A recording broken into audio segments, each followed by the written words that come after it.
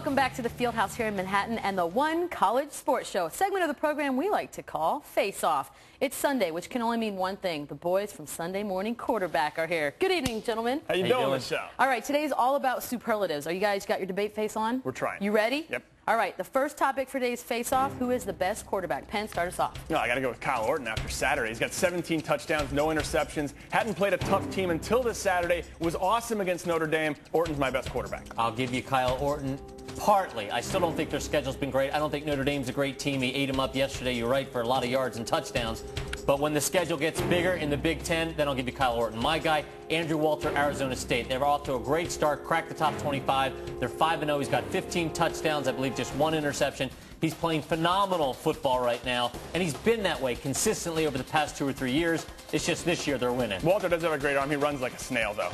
Well, Kyle Orton has only shown both up of our in one guys big run game. like snails. Okay. Next topic, running back. Who's the best? Brian. Boy, I got to go with Cedric Benson. I mean, he's my pick right now to win the Heisman Trophy. He's got 7 touchdowns on the year. He's closing in on 1,000 yards. The real test is going to come next week against the Oklahoma defense. But right now, he's simply unstoppable. Cedric Benson's a beast, but he does not have the same open field speed, does not have the ability to make huge gains like Adrian Peterson, an unbelievable true freshman out of Oklahoma. Adrian Peterson's my back. I think this argument needs to go on hold until 6 days. We'll see which one of our guys does better. We'll see. I don't think your freshman's going to show up on Saturday, but who knows? Benson can rush for -2.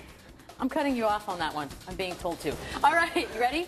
Most exciting player to watch. Penn? Oh, I got to go with Reggie Bush. Unbelievable. He's got 7 touchdowns. He does it in every single way. Rushing, receiving. I have a feeling he could probably play decent quarterback. He's probably a good basketball player. He's probably a good tiddlywinks player. Unbelievable athlete. Incredible in the open field. Had that big punt return against Stanford that basically turned the game around. And I think that's great that you're the defending national tiddlywinks champions. Tiddlywinks. Yeah, the thumb. That should show you where they are. Reggie Bush is exciting, but I'll tell you my surprise exciting guy is Danny Ware, the freshman running back at Georgia. He was electrifying yesterday in the blowout win over LSU. Every time he touches the ball, he's going to make a juke, he's going to make a move and run. So when Reggie Bush takes his West Coast stuff, starts playing tougher football on the East Coast or in the South, then I'll give you Reggie Bush. He's got to stay healthy, Danny Ware does. Well, he got hit in the lungs. What do you want the guy to do? He's coughing up blood. That's exciting. You're right. That's exciting. There, I cut him off. Now you don't have to be mad at just me. All right, you guys have the power to build an entire team.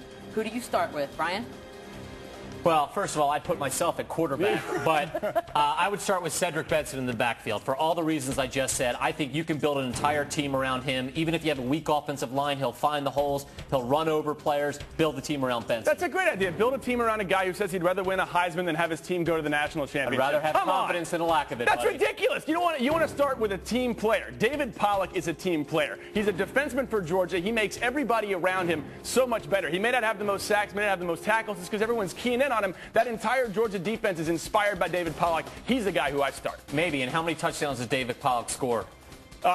He's a defensive player. Who cares? That's my point. Sacks. You can't build a team around a defensive player. Okay, so build it around a guy who wants to be all about Cedric Benson. I'm surprised he hasn't started talking about himself in the third person yet. Well, he should. He could have gotten that from you the way you talk about yourself.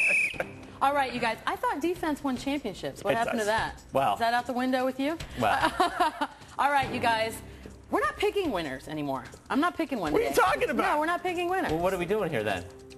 We're here to compete and play to the end of the whistle. All right. You know what? I'm gonna give. I'll give it to Curtis. No, what? Penn. Give it to Curtis. Are you kidding me? No. Penn won Cedric Benson? Penn won this one. Hello. All right, you guys. Oh, God, I forgot he's from We're sending Texas. these guys to the shower so they can cool off. When we come back, there's a lot more of the One College Sports Show.